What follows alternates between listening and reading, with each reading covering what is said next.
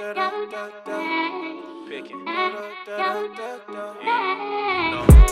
to Deep Look, Ultiworld's weekly radio show about the current state of Ultimate. I'm the host and the editor, Charlie Eisenhood. Joining me is Ultiworld senior editor Keith Rayner on this Wednesday, January 10th, as we are in the midst of the off season, but we're not too far away from some college Ultimate action. We're going to get a chance today to catch up on everything that's been going on in kind of the off-season planning mode over at USA Ultimate. They released competition working group updates, which sounds boring, but is actually pretty interesting because this is where members of the various divisions and leaders get together and talk about how to make things better. And so we're going to break all that stuff down today. Should be good, Keith.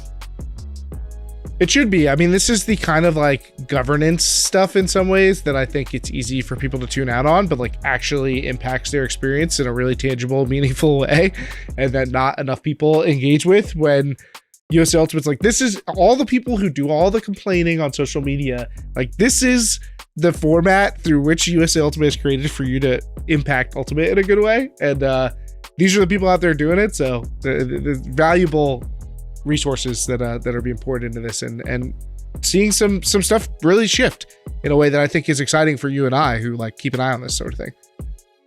So we're going to begin with an interview with Pawel Janas, who's a member of the club working group. Of course, also is a star handler for Chicago Machine and the Los Angeles Aviators. So we're going to welcome him in right now to talk about what's going on in the club division, maybe break a little news right here on Deep Look. Joining us now on Deep Look is a member of Chicago Machine, the Los Angeles Aviators of the AUDL, and the club working group for USA Ultimate, Pawel Janas. Pawel, welcome back to the program. Thanks for having me. It's January, which means that nothing is going on, so that's why I'm here. Perfect. And that's why we're here. So we got a lot to talk about today because we just got all the club working group updates about all the things that are sort of on the radar for 2024, and thought you would be a good person to have check in about some of these things that are very interesting, but were not extensively described on like what exactly is going to happen with them. So there's kind of the standard stuff with Pro Elite and Select Flight, Elite Select, a lot of that stuff looking pretty much the same as it has in the past. But I wanted to point out first, the group, so this is from the article on USA Ultimate's website. The group also evaluated several notable ideas that came out of the survey data, including a potential preseason that would introduce club tournaments with no impact on rankings, as well as more inclusive high-level events later in the season. Let's just start there. Is that going to happen? And like, what did you see in the survey data that suggested that this was something that people wanted? Well, first of all, when you look at the calendar right now, we have no high quality marquee events in June. And it seems like the season really starts in middle to late July. So in the survey data and, based on talking with people that did not fill out the survey, it seems like there's a missed opportunity for high level play in June, especially when teams are trying to make their teams, going to tryouts, splitting X and Y and Z. A lot of teams do not want to travel and spend money to go to these sorts of tournaments. But if we can somehow incentivize high level play that will not affect bids, in September and October, that's one way of kind of extending the season beyond just, late July, August, and September.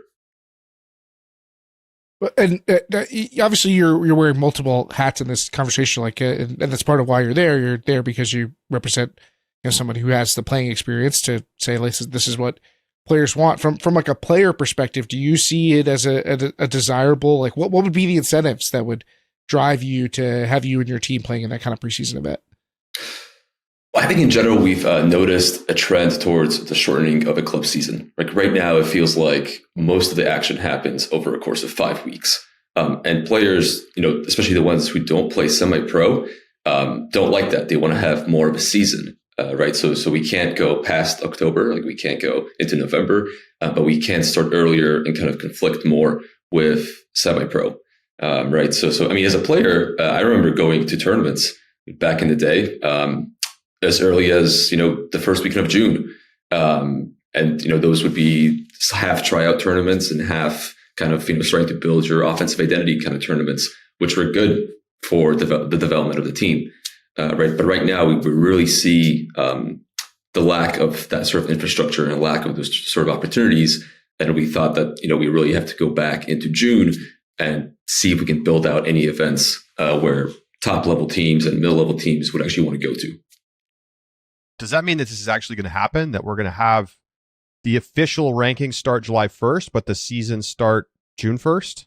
So we are actually, this is a surprise to no one, but we love to survey the player base, the membership. What's going to happen now is we're actually in the final stages of actually designing another survey for players.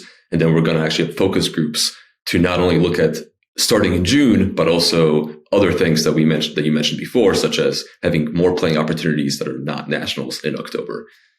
So an NIT or like a tournament for second level or elite select, top select teams to go to.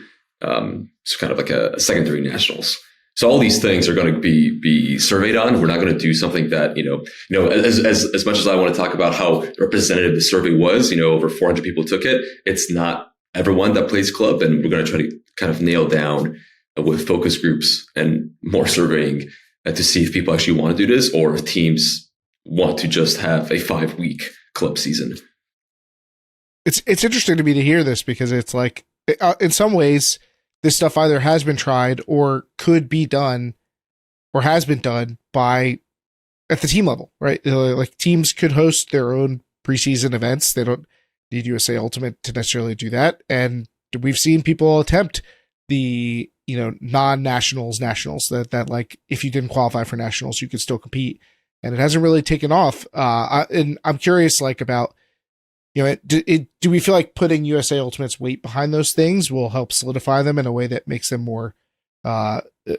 feel more important and viable to teams at organization? I'm curious about seeing how that actually plays out, given that some of the stuff has kind of happened or could happen on its own. So things in the Frisbee community do not happen on its own. I mean, I don't know. I've had a lot of experience, but I would disagree with the premise that things just happen and they're good. I think things happen and they're bad for the most part. So I think one thing that USA Ultimate could provide is put the stamp of approval and train TDs and have it maybe not as a TCT official major event, but something that makes it more attractive for players and for teams to actually travel. Because of course, nobody's worried about teams in Boston or New York or, in the Triangle, like organizing their small little thing, but it's really the communities that are not part of those big hubs. What are the playing opportunities for those teams? And, if we think that development in June is important, then we need to create opportunities for those teams to actually want to travel to these hubs and compete, earlier in the season. All right. So is it time for the top select play into club nationals? This is my dream. Well, it could be time for a 32-team bracket, of all the top select teams. That will happen in the third week of October, and the winner goes to nationals as the 16th seed. I think. So first of all, let me back up here. We do want to eventually expand to 20 teams. I feel like everyone wants a bigger nationals. There are a bunch of logistical nightmares to overcome, such as finding a good field site in October that can hold 60 teams. But let's say we have that, then yes, there are a lot of opportunities for us to distribute bids differently so that these play-in tournaments actually are a reality. That is not too far-fetched. I love it. Is there a time frame on when we could see 20-team nationals? Yes, 2025. Oh, wow. Right. So all these decisions will be made. So all of 2024 will be data gathering and actually understanding is what would be the quality of nationals that we expected to 20 teams. In men's and mixed, it could, might be marginal. But if you look at the women's division, maybe we want to keep that as a 16-team nationals because we don't want teams, the top seeds playing the fifth seeds, right? And that might not be an interesting nationals or a good spectator experience or a playing experience. So it really depends about what the data tell us and how every division is going to be affected. But we are completely focused, on turning out all this analysis and gathering all the data for a 2025 20-team nationals. I wanted to ask about another piece of the puzzle here that was posed in. This is, since you mentioned the women's division. It mentioned that there was a significant rise in satisfaction from the women's division. That the response from players was really strong. Can you talk a little bit more about why you think that might have been? What changed that caused that rise in satisfaction for women's division competitors? One aspect, and this is a very minor aspect, I don't want to overblow it, but we did subsidize the bids for women's division teams to DCT events by charging the men's and mixed division teams a little bit more, right? So there was a little bit of a cost component that went into that. And I think, so in general, the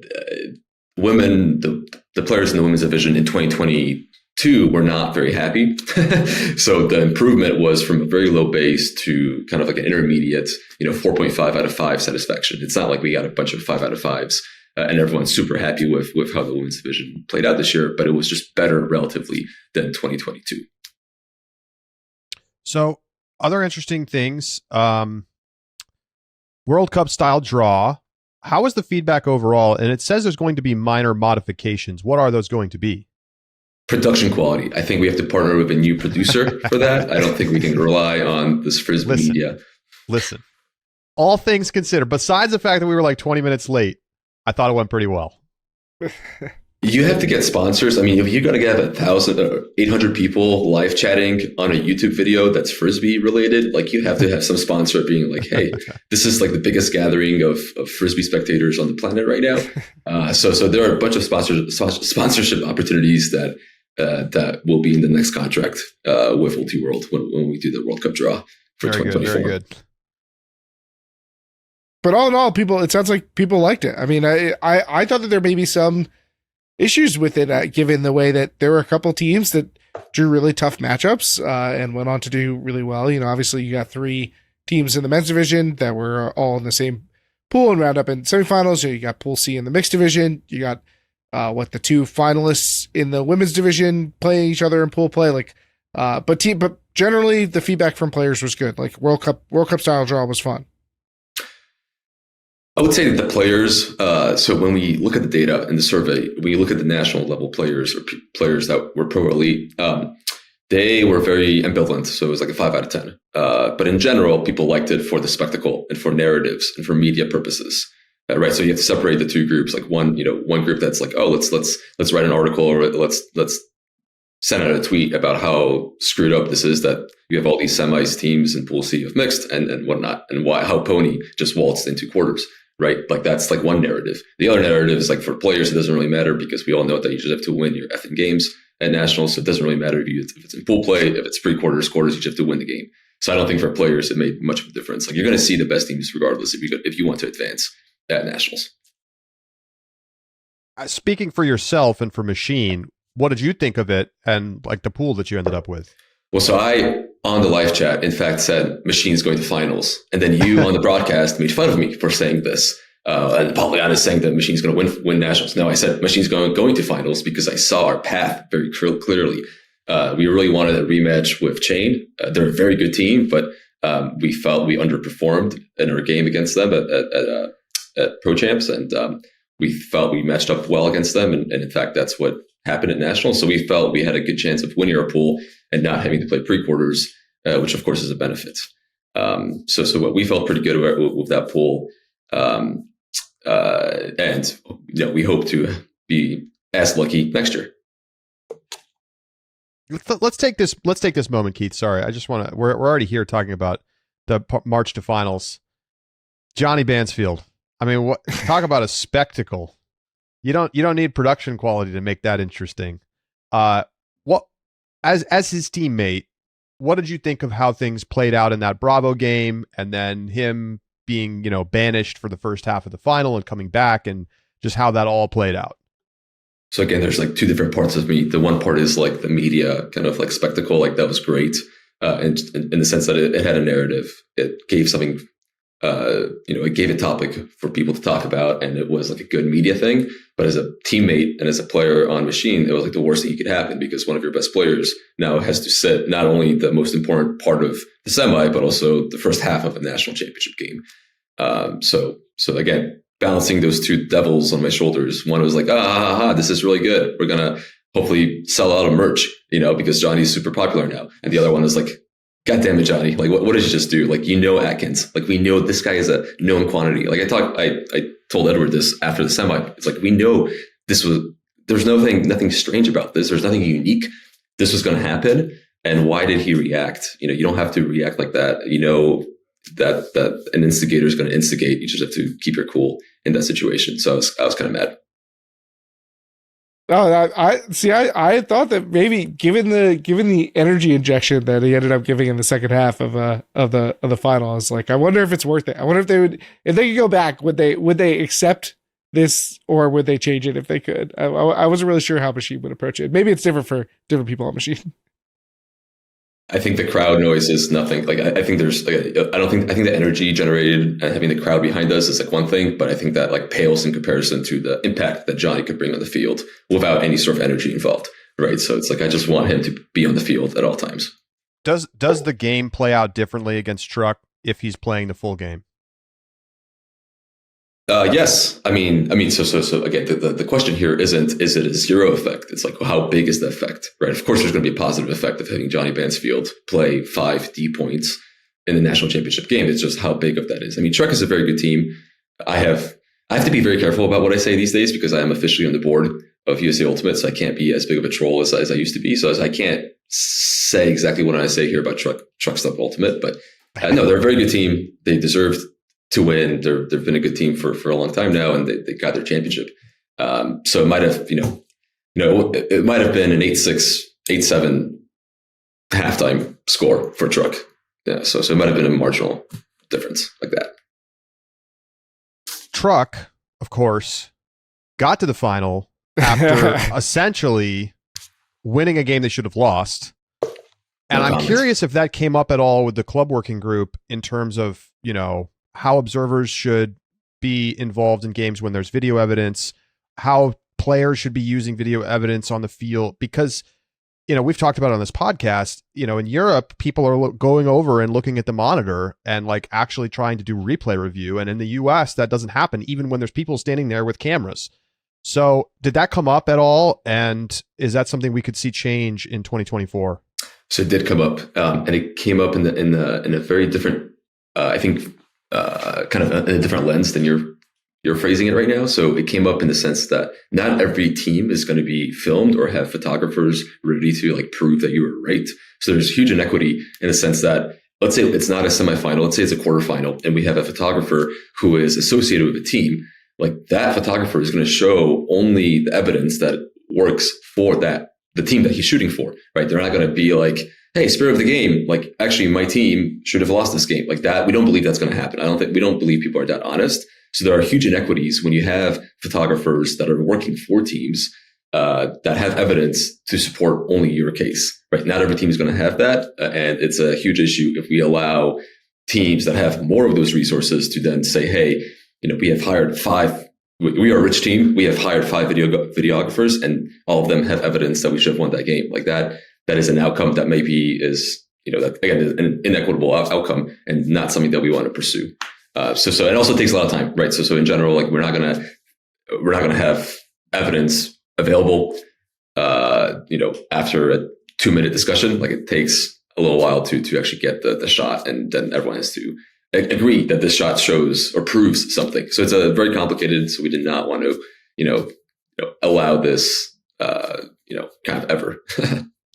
I hear what you're saying, and I basically agree with you.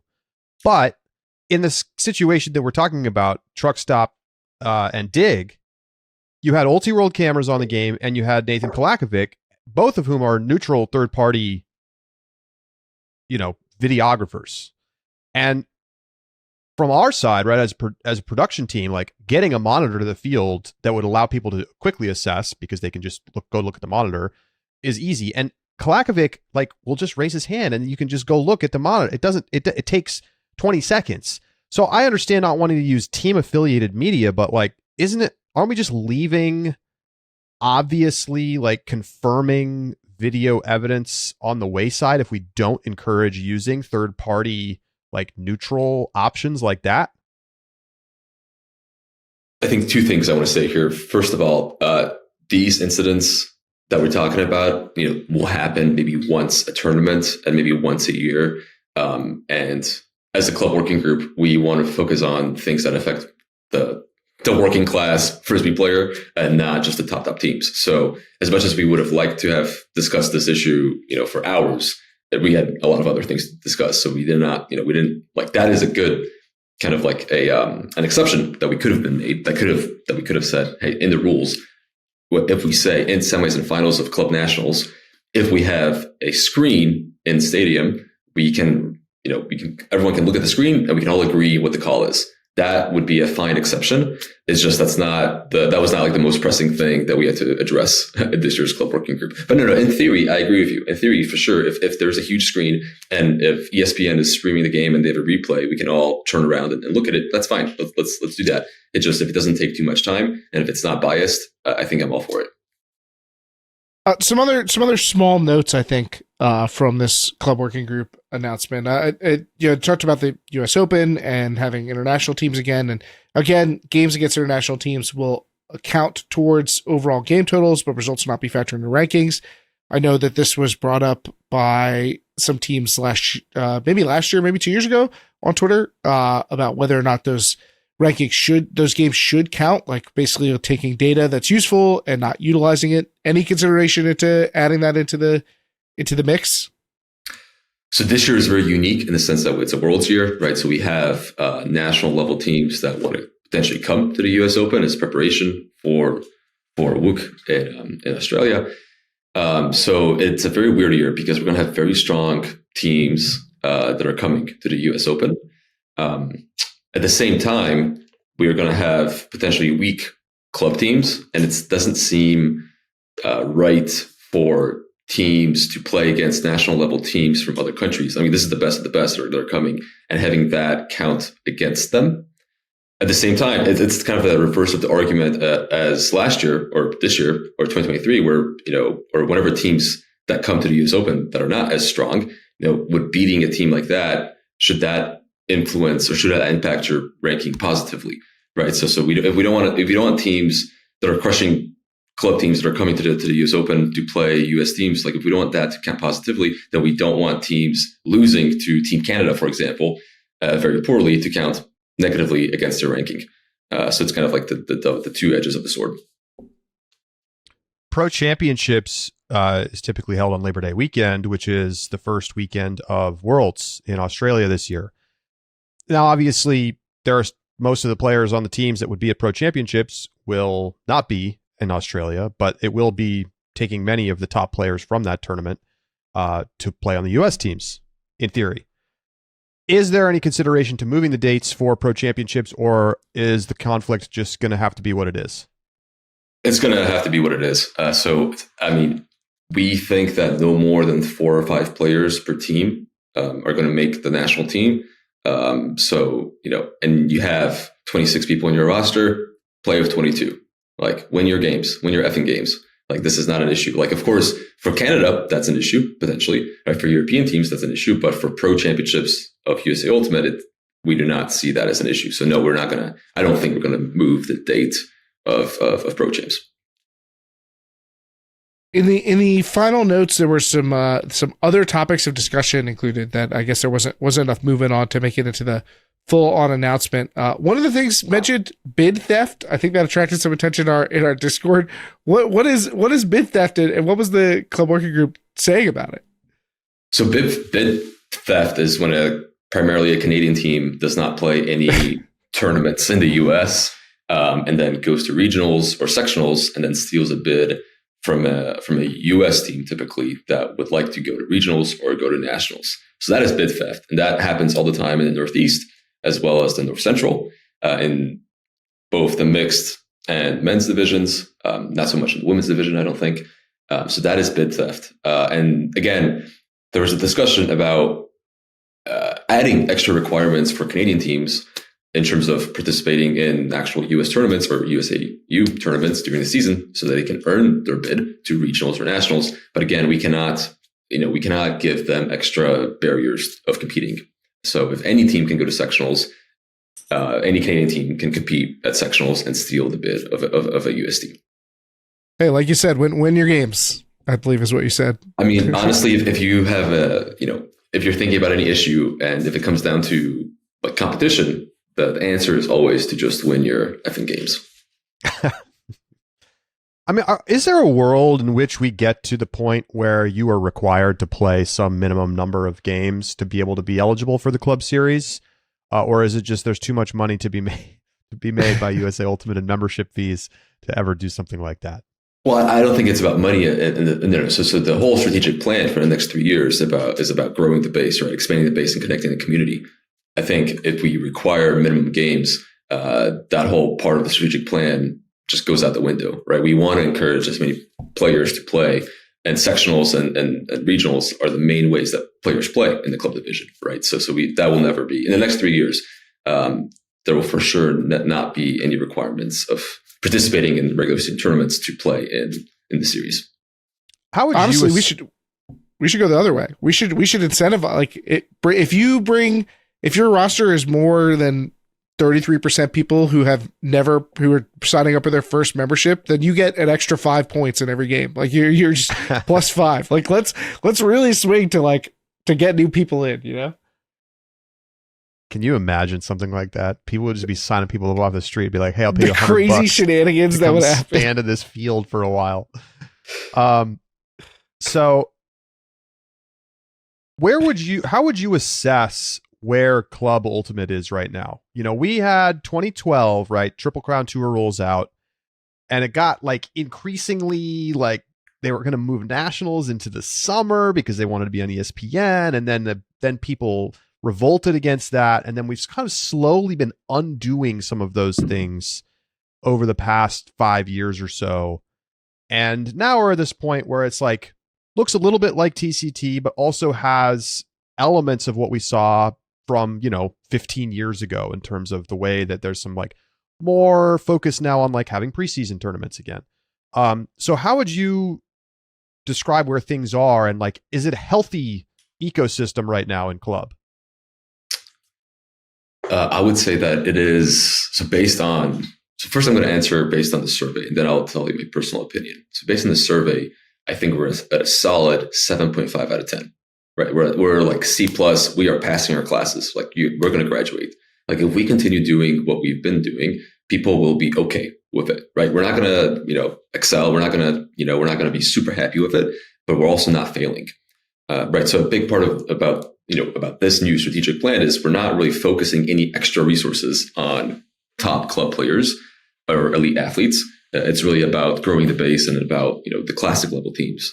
Right. So and growing the number and the participation at the lowest levels of play, as well as connecting with our, state-based organizations and with leagues and with the people that actually, all the organizations that provide playing opportunities to the vast majority of players, right? The vast majority of Frisbee players in America do not play USAU, right? They play pickup, they play league, they have no connection to USAU. It's about bringing all those people under one umbrella.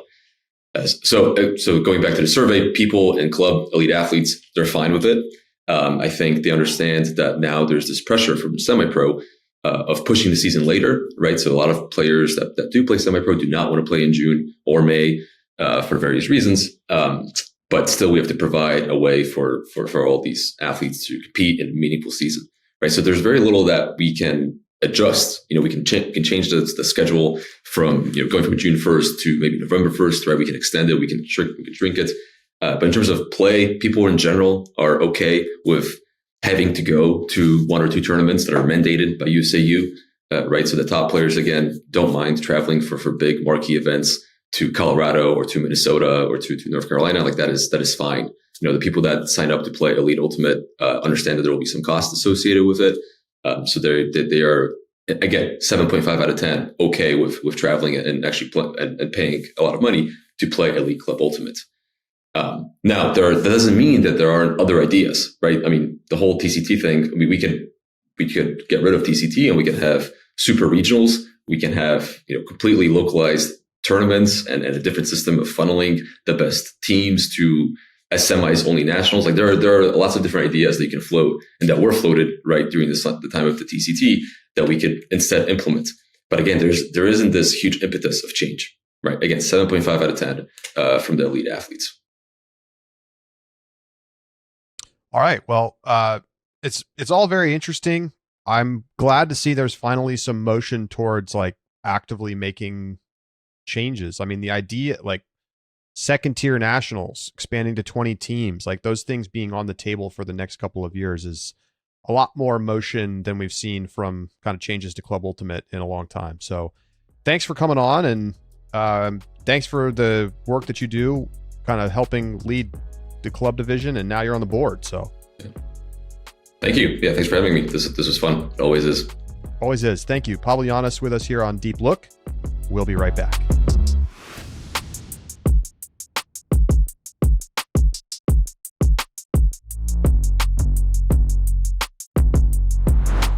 Welcome back to Deep Look.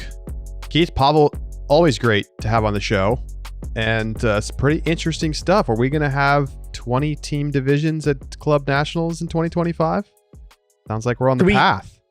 Is there any chance we could even have like different size divisions? I don't think so. But yeah, it does sound like... that was the suggestion, wasn't it?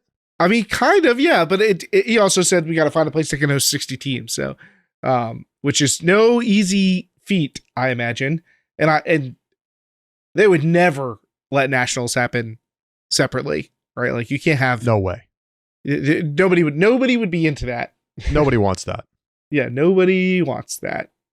So yeah, I think that I wonder if there's part of me that wonders if 20 team nationals would not be all that we think it would be. I think that it may have different effects in different divisions. So I like harbor a little more skepticism than I think other people do. But I like the single elimination to get in a nationals idea more than I think I like 20 team nationals per se. But I think either way will be good, and it will be a big change and definitely could shake up the division. I think it has impact, positive impact on the bottom end of, that kind of that bubble of teams that are just maybe outside getting into nationals right now. It's going to make regionals a lot more interesting in a lot of places, because you're going to have multiple teams that feel like they have a real shot to get to nationals, much like in the college division where we've had 20 teams represented for a while. For the most part, Keith, the bottom seeds at college nationals get their ass kicked. And the same thing's going to happen at club nationals. This is not going to decide who wins the tournament, but it does make it a more realistic goal for more teams to get to nationals with those 4 extra bids. It is not negligible. I think that on the whole, it will be a beneficial change. And you may see that play out in the longer term, but in the short term, if right now we have a situation where 16 teams is a number that has it so when you're at regionals, there's just a couple of teams right around that line who feel like they can compete for the spot, but shifting to 20 teams pushes it so the line's like in a spot where there's not a lot of drama. That would not be interesting, right? If you make it so, Blueprint, Sprout, and Go all go to nationals, like would the region be as fun, and I just pulled that example out of thin air, not even thinking about what other teams are in that region. But like, if you take away making it is only good because other teams miss it, right? Making it is exciting because it's something that not everybody gets to do. So the more teams that you invite, the more you pull away from that. As long as there's competition, then it will still be good. So if you hit that line where teams there's enough slots that the teams that are good are getting in and there's not a lot of drama, like I think that could diminish regionals, but I also think that would abate over time. I think that you would see, with more opportunities to get to nationals, you would see more teams go all in to do harder preparation. You would see talent develop more, and that you would see more depth in the regions. Players who would be at the bottom of the bench of an elite team who want to play more choose to play for the second tier team because now the second tier team's got a real chance to go to nationals. Right. One of the problems right now, I think, in Club Ultimate is concentration of talent, especially with the expansion of practice player slots, which has been totally out of control over the last 2 years. mean, teams are announcing rosters with like 15 practice players. And like, if those players aren't playing on other club teams, that's bad for the division overall, I think. Even if it's the logical, rational thing for that player to do. Let's continue the thought experiment for 1 second, Keith. This year, the next bids in the men's division, I just went to frisbeerankings.com, would have gone to St. Louis Lunar in the men's division, so North Central, Dark Star, Northwest, Sub-Zero North Central, and Zizova Southwest. So the North Central would have ended up having 3 bids, which definitely would have made that a less interesting region. For sure. The Northwest picks up a bid, which makes that less interesting, right? Because now Sockeye probably just cruises to the bid after losing to Dark Star. And then Zizova to Southwest. Well, that would be interesting because now you have a second bid in a revolver dominant Southwest. Yeah, yeah. So 2 out of 3, right? Yeah. All right. Well, let's move on. We kind of glossed over some of the, I guess, quote unquote, bigger news of the club division, but that's mostly that things are staying the same. PEC will still have 2 events, East and West. SFI will have East and West. Elite Select will still be required for elite flight teams. Some select teams get invited. US Open required for the top 4 pro flight teams. Invites going to teams 5 through 8 from nationals from the year prior. And Pro Champs will be only 8 teams per division this year. I think they've been slowly making that tournament smaller. Yeah, we didn't put Pavel's feet to the fire about nighttime finals. We missed on nighttime no turf finals. We get him back in here. Bring him back in. That's such a big part of our agenda. Like, what are we doing? But yeah, mostly this is the continuance of what we've already seen. I think they should explicitly put the question on the survey. The survey hasn't gone out yet, so that we got a chance. This is our chance. That's true. Put the question in the survey.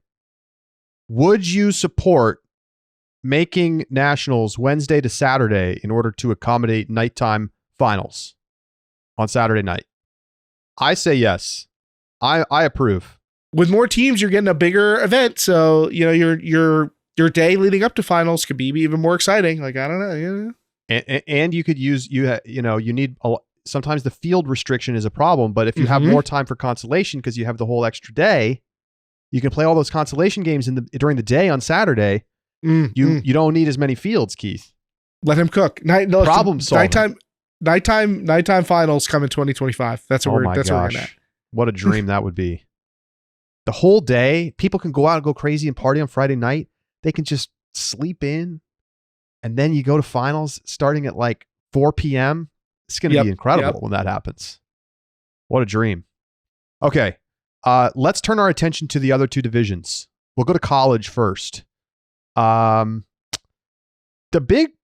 college division continues to be very healthy, Keith. We have seen this be essentially the biggest division of competition in USA Ultimate for a while, and they're not really making a ton of changes. Probably the biggest thing, people have been talking a little bit about this, you can no longer get a benefit if you have your results invalidated at a tournament due to having like an ineligible athlete. This past year, there were 2 teams that got bids to nationals for their regions because they had early season events dropped due to an ineligible athlete where they played badly and then therefore did better because their results got dropped. So UNC Charlotte, as well as UT Dallas in the men's and women's division respectively, ended up getting bids. That's not going to happen again. They have corrected this with the what we can call the UNC Charlotte UT Dallas rule. Yeah, I think everybody's for this. It seemed like in general this was something that I'm surprised to see how fast USAU was able to rectify the situation. I know. 6 months later doesn't feel fast, but in USAU parlance, I feel like it is pretty good. You can't really do it on the spot, and so this seems like a good solution. I think there was. I think Cody Mills in our Discord may have raised some I'm not exactly sure how this fits into the math questions, but that was it. I think otherwise, most people are in favor of the sentiment being applied here. Additionally, forfeiting teams are now going to receive a default 60-point power rating penalty, which is applied to their final regular season ranking. There will be an appeal process for legitimate circumstances for forfeiting, including health and safety risks and other verifiable logistical challenges. So if you're forced to forfeit because there's a hurricane coming or something, you're not going to be penalized. But if you just forfeit a game because you don't want to play a team at a tournament, you're going to take a 60-point hit. They don't want you to be able to forfeit and avoid games that you think would hurt you in the rankings. Or just forfeiting in general. Like this is further into that. I'm wondering, as a coach, in my experience, like forfeiting is maybe not that uncommon. Like teams often, they're like, especially smaller teams, it's like major event tournaments are like, I'm ready to go home. Where you're down to 11 people or whatever, or you got a big week of tests ahead for the team or whatever. People have a lot of homework. They're like, okay, it's the last game of the day. We've played this team already. Let's bounce or whatever. Like, I feel like that's not that uncommon, but USAU's really pushed to crack down on forfeiting. This is not the first rule we've seen, the rule changes that we've seen to try and discourage that type of behavior, which takes away playing opportunities for teams and, removes data from data sets for the rankings. Like that's a big impact, particularly for like D3, where they need every data point that's useful there, but just in general for connectivity. I hope that it's great to hear that they already have in place an appeals process before we get to the point where like somebody's like, hey, I want to appeal this. They're like, what are we going to do? So hopefully that process is ready to be tested, because I wouldn't be surprised to see it tested. But it's not like the most elegant solution ever, but I think in general, punishing forfeiting teams is viable. Like discouraging teams from forfeiting is probably for the better. Right. I think there is some situation in which you're allowed to forfeit if both teams agree, but I think maybe that's only during the series. Like if you're playing the last game of consolation and it doesn't matter for seeding or something, you're allowed to forfeit. But I think during the regular season, you have to play out your consolation games, and they're instituting this penalty now to really encourage you to not forfeit. Yeah, I mean, they must have seen something. I mean, maybe there's been more complaints than I've realized going through the back channels about this. They're also going to start allowing college conferences with 6 teams or fewer to play in a one-day tournament format. I have no idea why this wasn't already a rule, but that seems like an obvious positive change. The formats manual, from my understanding, from the people who I've seen talk about it, seems like kind of woefully out of date. They're already experimenting with a bunch of different formats that aren't really in the format manual. Right. So like that thing probably needed an update. But yeah, this is a no-brainer. It's particularly impactful, I think, in the women's division, especially like D3. I don't even know if there's any conference event that had more than 6 teams. So yeah, this is much better. There's no reason for teams at tiny round robin events to come back and play each other over 2 days. It's just a big headache for everybody. Agreed. The only other thing that's changing is that they've now made different regional event sizes for different sized regions, depending on the division that you're in. So in the past, the regional event scaling, so whether it was going to be a 16-team regional or a 12-team regional, depended on the number of teams across the region. But now they're making it different depending on which division you're in. So for men's divisions, it's the same. 13 teams or fewer in the region, they're going to play an 8-team regional. 14 to 18 play a 10-team regional. 19 to 22 play a 12-team regional, and 23 or more teams means you play a 16-team regional. But in the women's division, in D1 women's, if there are 10 or fewer teams, everybody makes regionals. 11 to 15 makes it 12, 16 to 19 has a 14-team event, and 20 plus has a 16-team event. In D3 women's, it's always a 16-team regional. So if there's fewer than 16 teams, they all go to regionals.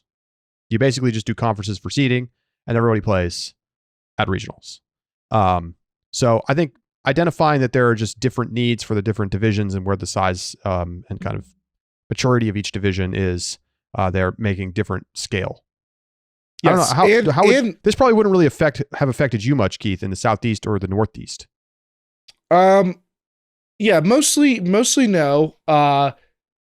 Excuse me. They're also removing 14 team regionals for men's division. I think 14 team regionals is like just hated. It stinks. It's a terrible format. So I'm maybe a little surprised that it still exists in D1 women's, but it is being removed when under last year's guidelines. 14 team region, like since they were uniform, if you had 19 to 22 teams, it was 14 team regionals. So they're kind of excising that, and I imagine that in the future they may pull it out altogether. But basically, otherwise, everybody else, the entirety was under the same thing as D1 men's previously, and D3 men's. Like that setup was more or less what everybody was using. So this mostly is a change for D1 women's and D3 women's. But probably for the better. Fun fact, if you didn't know this, college players and captains, you want to increase your chances of going to regionals and or nationals, recruit other teams into your conference, help other teams start teams and get to sectionals, check in with their captains. You got a bunch of resources they don't. Hey, what do I got to do to help y'all get to conferences this year? You need some help. Here's some recruiting materials. Go out. You need us to come scrimmage you? Yeah, we'll come scrimmage you. Come to our home tournament. So you have a regular season event that you don't have to travel for. Get more teams in your area, in your conference, and you get more bids to regionals, which gives you a better chance to go to nationals. So there are more ways than just going out and winning your games to better your odds. You don't just have to win your effing games. That's what I was told. You do after you get all these teams here, but an extra bid doesn't hurt. It's true. All right, on to the youth division, where perhaps we're seeing the most substantive changes. It's a little vague on what those changes are going to be, but they're coming. This is a quote from the article on USA Ultimate's website. Significant growth would require decisive changes to USA Ultimate's competition structure over the course of the next several years. I think there's generally a sentiment among top youth coordinators, coaches, and leadership that things are not working very well right now for youth, and we're seeing a lot of changes as a result. They're planning to do widespread data collection and community discussions with youth leaders. We know, of course, that USA Ultimate is going to start supporting local disc orgs more in what has to be seen as a pretty substantive policy change after, in some cases, having hostile relationships with even really big organizations like Disc Northwest. Dan Robb was rehired as the director of youth in a new position at USA Ultimate at the director level. So not underneath competition, but actually its own department. We talked about that a couple weeks ago on the show. So I'll keep going, and then Keith, I'll have you react. YCCs is getting looked at in a big way. They're looking at the way that bids are done, the priority structure for bids, how the equity works across divisions. And they're also talking about the youth volunteer structure and trying to create greater collaboration between youth outreach volunteers and youth competition volunteers in the near term.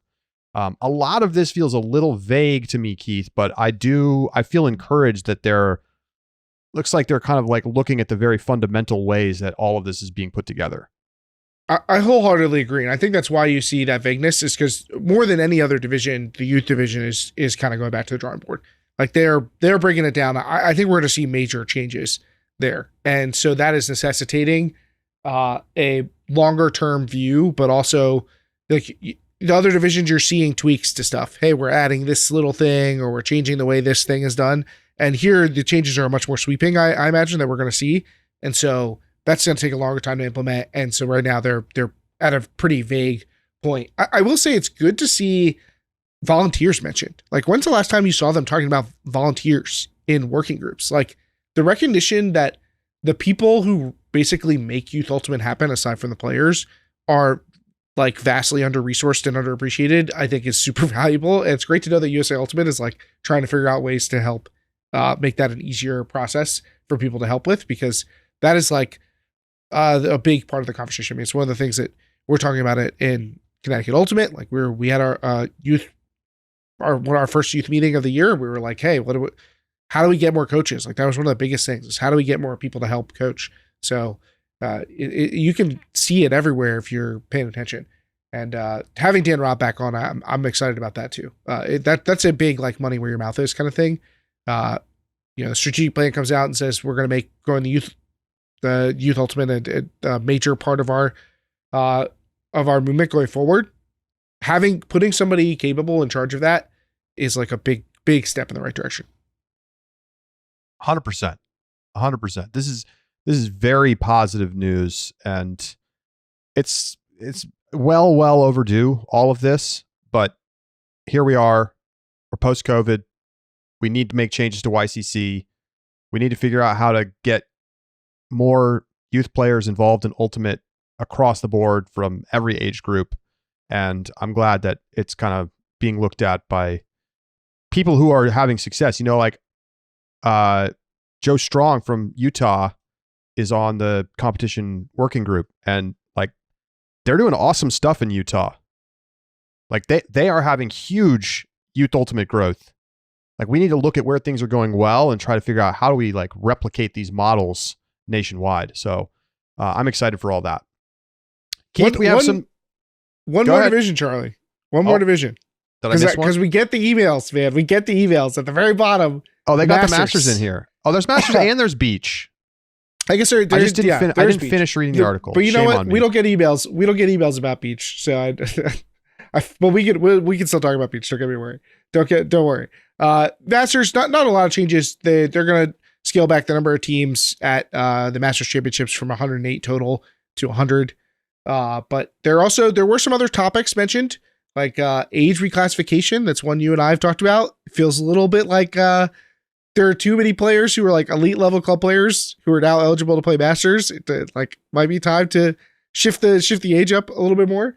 And they're also talking about longer nationals events, which I think is something that you're seeing a lot of those. Now that you are getting a bigger group of elite club players aging into Masters, you're probably seeing them be like, hey, why can't we have something that looks more like what we were doing at the club level, where it's more of a celebration? And you know what? We have the disposable income to hang out here for the extra day.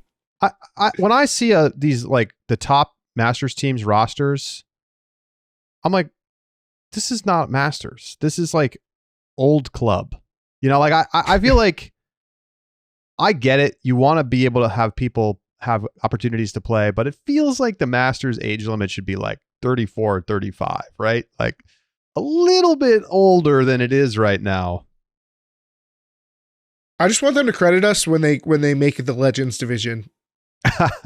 I just want to be credited for titling that. I also want to point out, you didn't mention this, but it says a major focal point for the group was improved communication across the board from USA Ultimate national directors, regional coordinators, and more. I mean, remember last year there was a big drama because they like made pretty significant changes to the way the regional structure worked, and they kind of just like rolled it out on people out of nowhere, and people were not happy about that. And I mean, I think that a major focal point for USA Ultimate should be improved communication across the board, like across everything.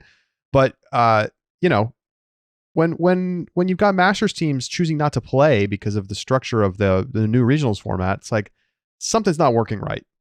Yeah. We also have Beach.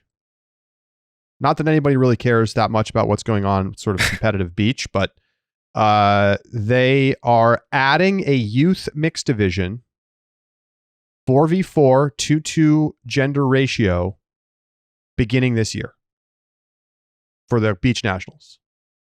I think that's great. Why not? If you can get teams to come out, I think that'd be great. And they're just doing more surveys. Okay.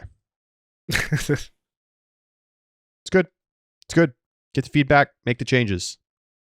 Keith, we need like an Ulti-World working group meeting. Like we need to make some announcements. We reviewed and we decided that we're reinstituting the word bloodbath. You can write it again. No. It's off the bed for I'm just kidding. That's not on the table. Anything can happen, Keith. Anything can happen. There's a little bit of semi-pro news to discuss. Keith, we got the Western Ultimate League schedule. Tell us about it. So gone are the like big roundup weekends that we saw last season. Obviously, there was a bit of retraction in league size. There are now 6 teams in the league, so there's 2 conferences: Southwest, Arizona, San Diego, San Francisco, and Northwest, Colorado, Seattle, and Utah. So those teams will all play each other twice. Then they'll play each out-of-conference team once. And the season will run from March 23rd is opening day. Every team plays then in that week 1 on Saturday. And then they will end on May 19th with the Bay Area Falcons, San Francisco. Sorry, it says San Francisco on the thing. It's Bay Area. They have updated to the Bay Area Falcons. So the Southwest Conference is the Bay Area Falcons. They'll play against San Diego in the final matchup. Tough way to end the season. Bay Area has a back-to-back on the road in Arizona and San Diego. So if their playoff hopes are hanging in the balance or whatever, that's a tough way to end your year. But I do believe, just a little small thing, they play the in-conference teams twice. That's 4 games. And then they play 2 of the 3 out-of-conference teams. Yes, sorry. Not all 3. Two of the 3. Yeah. But I like the schedule balance. It feels like NFL-esque, which is a good thing. Mm-hmm. It's like you're probably going to decide your playoff position by how you play against your in-conference opponents, but you also get out-of-conference games. I like it. Yeah, I think this will be simple to understand. And I don't know how much drama you're going to get with 3 teams. It really could go either way. But I think this looks like a perfectly compelling schedule. I'm excited to see what the league has to offer, and hopefully they can keep the momentum going despite the way the offseason went. We've also got some AUDL news. Alex Rubin's been doing a great job on the beat. Of course, we know now that the championship is going to be held in Salt Lake City, and that will be August 23rd and 24th. Probably the biggest news from the most recent article here is that the AUDL is opting out of its deal with Fox Sports and is going to be just putting its games online on AUDL TV and some on YouTube. And it looks like we're not going to see a big cable deal anymore. So is this the AUDL sort of waving the white flag on trying to do broadcast television? It's an interesting question. I imagine there are a bunch of things that they took into consideration here, from not only how that was performing, like what their ratings were and what their contract looked like with Fox Sports, but also we had the whole thing with them not being able to take some of their highest profile games and put them in front of their fans in a real way. Like you had they were being broadcast on Fox Sports, but then the UDL couldn't talk about them until after the game was finished broadcasting. It was kind of a mess. So that was just confusing and messy and unpleasant for, really dedicated fans. And then finally, on top of that, you have all the talk about okay, are we moving away? Are people moving away from watching cable television anyway? So there are a bunch of different factors that I imagine played into this. So I don't know if I would quite say they've given up on the idea of having broadcast altogether, but we are going to see them pretty much take ownership of their own production here and worry about it be the primary manager and not look for somebody else to come in and buttress and spread out their games. Which it's hard to say what their Fox numbers look like. I wish I knew. I wish I could tell you how Fox Sports positively or negatively impacted their ability to grow the AUDL's popularity. I mean, the ratings were garbage. I mean, if I'm being honest, sure. In the context of television, let me just put this at you. How often, Keith, have you tuned your television to Fox Sports 2 in your life? Not Fox Sports 1, Fox Sports 2. Maybe 75 times. And that's because they used to have college football and college basketball games when I used to watch that. No kidding. Okay, that's way higher a number than I was expecting. No, I think I'm way above average. I think I'm way above average. And that's less than 100 times. I'm still going to be able to make my point. How many times have you gone to youtube.com? Probably 75 times today. So my point is this. The idea of Fox Sports 2, right, is to get more people into your universe. Now, I think the league would have loved to have eventually been upgraded to FS1 and get live games all the time and have it feel like there was an improving relationship. But That didn't really happen. I think you can get more new people interested in watching your sport by putting games on YouTube than you can by putting them on FS2. The YouTube algorithm is better than FS2. Right. If you market it well, if you are strong in your SEO, if you've got the content that people want to consume, if you're on your other social channels directing people, like I agree with you that, it's really more about, can you convert in whatever you get out of that pipeline? How many of those people can you get to be like, okay, I'm cool, I'm interested in the AUDL. But at least now you're serving your actual fans in the best way possible. Not requiring them to have a cable subscription, not requiring them to figure out how to watch the game. I mean, it got better this year because all the games were being aired live in real time and you could watch them. Like 2 years ago, you couldn't watch the games that were going to be on FS2 later that day. That was horrible. That was just the worst. So this is, to me, logical. I mean, it's not like, unless you're big enough to get paid money by a rights, seeking organization like an ESPN or a Fox or whoever, Amazon, unless you're big enough to do that, like, it's not worth it to go down the path with these companies, I don't think. Do you think there's any chance that they had to pay money to get out of this deal? To get out of it? Nah, this is probably the end of the contract. Well, no, I think then they just renewed last year, right? For I have no idea of the. Let's see what it says. Let's look at the. But 2 years last year of the they renewed a previous 2-year deal, right? They did. So they're cutting it short a year. No, well, it was a 2-year deal. Clause, no, it was a 2-year deal from 2022. So got it. Okay, they so were it done with it. Renewal. Yeah. Got it. I don't know. I think this is just the logical move from the AUDL. Yeah, I can't imagine it would have made sense to continue with what they were doing. Now, you would have loved to see Fox Sports being like, "Hey, we want you to be here." Yeah, that would we want have to pay been you. A green flag. 100%. But the ratings aren't there, and yeah, it's a little bit chicken and egg. But you need to have a lot more people seeking out your content in order to be able to justify getting paid by cable companies to air your content. Simple. Yeah. So we'll see if the AUDL can figure that out in a more modern style streaming approach. That is going to do it for this edition of Deep Look. Please give us your thoughts and feedback at deeplook@ultiworld.com. We actually have a pretty exciting announcement, Keith, to kind of close the show today. Coming up in about a month from today, actually. 28 days from today. Deep Look on Tuesday, February 6th, so 27 days from today, will be airing live on YouTube at 12 p.m. Eastern Time every week.